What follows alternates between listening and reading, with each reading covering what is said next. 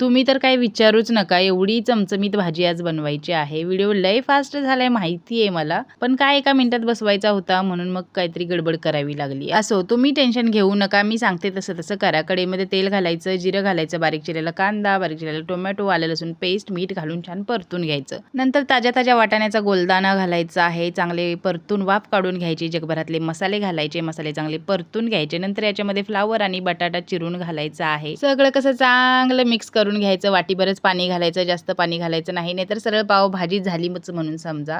Mix झाल्यानंतर झाकण ठेवायचं, चांगलं शिजवून घ्यायचं. बघू आता एवढ्या गडबडीतनं तुम्हाला काही कळलं असलं नसलं तरी सुद्धा काही विचारू नका, एवढी चमचमी भाजी आहे. इकडे वरण, चपाती, भात सगळं तयार आहे. चला मग टिफिन भरायला चालू करूया. आज हाफ टिफिनवाल्याला दांडी मारली होती तर 2च फुल टिफिन होते. काल एक कमेंट आली की ही नाटक करते, हिची काही खानावळ नाही, जणू काही मला ओळखते. डायरेक्ट नाही.